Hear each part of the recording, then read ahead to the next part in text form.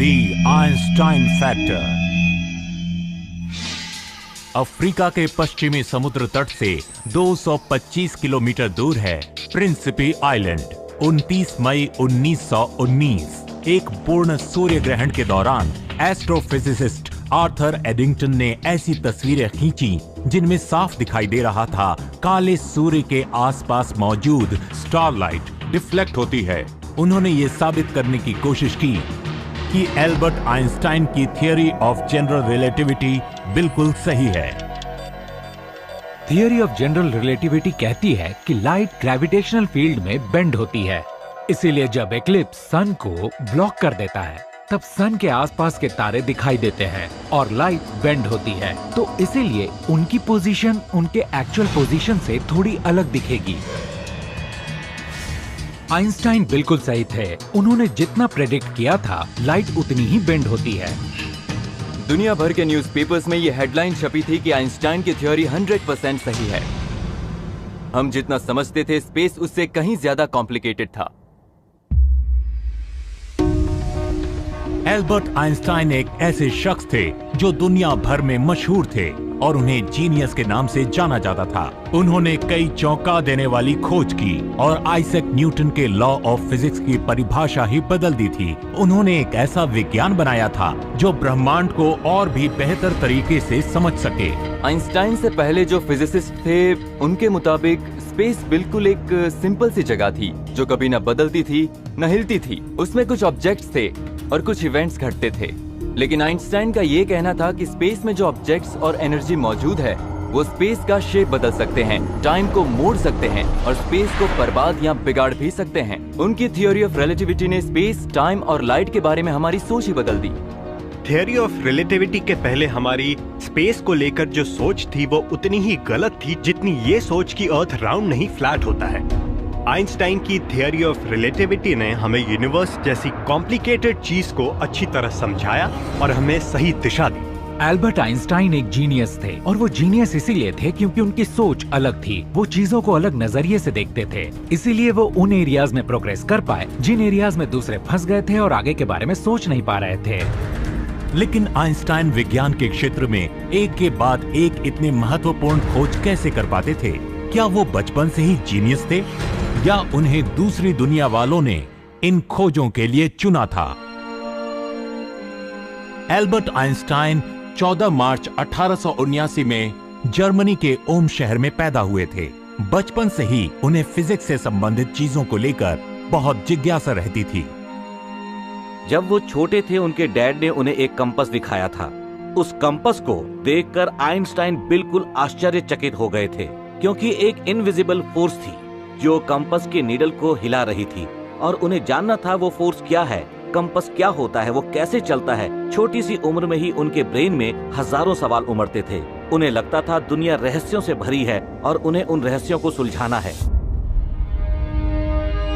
चीजों को लेकर अपनी जिज्ञासा को शांत करने के लिए उन्होंने फिजिक्स पढ़ा और ज्यूरिख के स्विस नेशनल पॉलिटेक्निक कॉलेज में फिजिक्स की डिग्री हासिल की। लेकिन ग्रेजुएशन के बाद भी उन्हें कोई ढंग की नौकरी नहीं मिल रही थी। वो जो नौकरी करना चाहते थे उन्हें मिल नहीं रही थी। वो फिजिक्स पढ़ाना चाहते थे, इसलिए उन्होंने अपने दोस्त के कहने पर कुछ समय के लिए पेटेंट ऑफिस में नौकरी कर ली। वहाँ पेटेंट्स को स्टडी करने के बाद उनका दिमाग और तेज हो गया और उन्हें उस जॉब में उन चीजों के बारे में सोचने का भी वक्त मिला जिनके बारे में उन्हें बहुत उत्सुकता थी। इसी नौकरी के दौरान एल्बर्ट आइंस्टाइन के साथ कुछ अनोखा हुआ।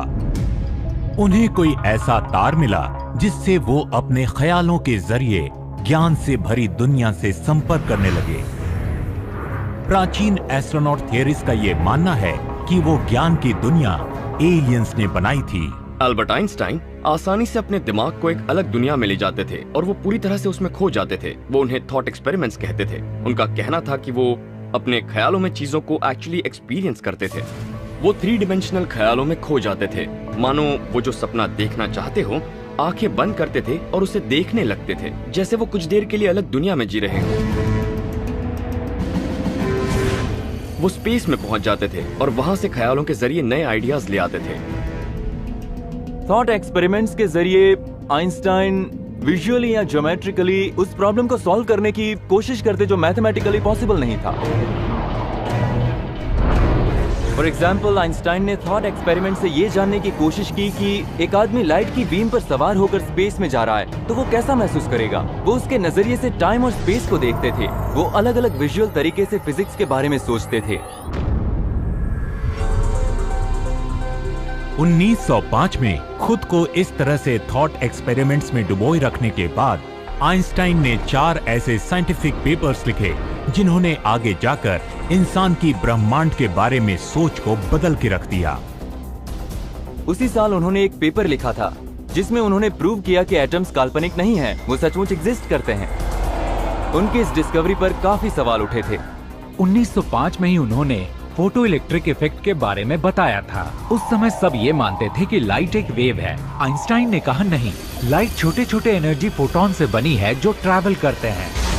ये डिस्कवर करने के बाद कि लाइट फोटोन से बनती है, आइंस्टाइन ने उसी लॉजिक को यूज करके एक ऐसी थ्योरी क्रिएट की जिससे आगे चलकर लेजर्स बने। हम आज हर काम के लिए लेजर्स यूज करते हैं, आई सर्जरी से लेकर मेटल्स काटने तक। उनके एक पेपर में ये इक्वेशन लिखा था, E = mc²। उनका कहना था हम मास को क्रिएट कर सकते हैं और उसे डिस्ट्रॉय भी कर सकते हैं। हम इस इक्वेशन की वजह से मास को और उसके यूज को समझ पाए। आइंस्टाइन ने दिखाया कि हम मास को काइनेटिक एनर्जी में कन्वर्ट करके यूज कर सकते हैं। इसी लॉजिक को अप्लाई करके न्यूक्लियर फिजन और न्यूक्लियर फ्यूजन में बहुत सारी एनर्जी को क्रिएट किया जाता है। उसी साल पब्लिश हुए उनके एक पेपर से उनकी थ्योरी ऑफ रिलेटिविटी की शुरुआत हुई थी। बड़े बड़े साइंटिस्ट शायद पूरे करियर में 4-5 चीजें डिस्कवर करते हैं, पर आइंस्टाइन ने 1 साल में करके दिखाई। ये किसी चमत्कार से कम नहीं था। जब उन्होंने पेपर्स पब्लिश किए थे तो साइंस की दुनिया में जैसे तहलका मच गया था। इमेजिन करिए कोई आपसे आकर कहे कि आप अब तक जो भी जानते और समझते हैं स्पेस और टाइम और मैटर और एनर्जी के बारे में, वो सब गलत है। उन्होंने मैथमेटिक्स के इक्वेशंस के जरिए ये साबित करके दिखाया कि हमारी सोच बिल्कुल गलत थी। उन पेपर्स को एनस मिराबिलिस पेपर्स कहा जाता है क्योंकि वो एक मिरेकल ईयर था जिसमें इतनी सारी डिस्कवरीज हुई थी। आइंस्टाइन अपने थॉट एक्सपेरिमेंट्स के जरिए फिजिक्स के बारे में इतना कुछ कैसे जान और समझ लेते थे? क्या प्राचीन एस्ट्रोनॉट थियरीज का ये मानना सही है कि वो अपनी सोच की दुनिया के माध्यम से एलियंस की दुनिया में पहुंच जाते थे और एलियंस उन्हें ये सारी जानकारी देते थे? क्या एलियंस उन्हें ब्रह्मांड के सारे रहस्यों के बारे में बताया करते थे? आइंस्टाइन ने कहा था कि जब उन्होंने पहली बार रिलेटिविटी का कॉन्सेप्ट डेवलप किया था तो उनके दिमाग में जैसे तूफान चल रहा था। इससे ये जाहिर होता है कि उनका दिमाग दूसरे तरीके का था और उनके ब्रेन की वायरिंग यानी कनेक्शंस नॉर्मल ब्रेन से अलग थी। कहा जाता है कि एल्बर्ट आइंस्टाइन घंटों तक लगातार चेयर पर बैठे रहते थे और नए आइडिया की खोज में डूबे हुए रहते थे। क्या वो नॉलेज के किसी एडवांस फील्ड से आइडिया को बाहर निकालने की कोशिश करते थे? हो सकता है कि आइंस्टाइन अपनी सोच के जरिए उस फील्ड तक पहुंच सकते थे। अगर हम अपने इतिहास में झांके तो हम पाएंगे कि जो बड़े बड़े दिग्गज हैं, जिनकी बात का हम लोहा मानते हैं, उन्होंने ये कहा है कि उन्होंने जो किया है वो खुद नहीं किया है। कोई पावर है जो उनसे बहुत बड़ी है, उन्होंने उनसे ये करवाया है। सोच में आकर, सपने में आकर उन्होंने उन्हें रास्ता दिखाया है। अब हम उस पावर को भगवान माने या एलियंस? यूनिवर्स से रिलेटेड जितने भी सवाल हैं, उनके जवाब यूनिवर्स में ही मौजूद हैं। और हो सकता है आइंस्टाइन को स्पेस में जाकर सवालों के जवाब ढूंढने का तरीका मालूम था। हो सकता है कि वो अपनी सोच के जरिए यूनिवर्स में मौजूद नॉलेज तक पहुंच सकते हो, उन्हें वहां जाने की इजाजत हो। उन्हें नहीं पता था उन्हें नॉलेज कैसे मिलती थी, लेकिन हो सकता है उनके सबकॉन्शियस माइंड को पता था। शायद उनकी अंतरात्मा वहां यूनिवर्स में जाती थी और यूनिवर्स से नॉलेज लेकर उनके ब्रेन तक पहुंचाया करती थी। क्या प्राचीन एस्ट्रोनॉट थियरीज का ये मानना सही है कि थॉट एक्सपेरिमेंट्स के जरिए एल्बर्ट आइंस्टाइन की अंतरात्मा दूसरी दुनिया में जाती थी? इस सवाल का जवाब ढूंढने के लिए हमें दूसरी दुनिया में जाने की जरूरत नहीं। इसका जवाब हमें एल्बर्ट आइंस्टाइन के ब्रेन के टुकड़ों में ही मिल सकता है।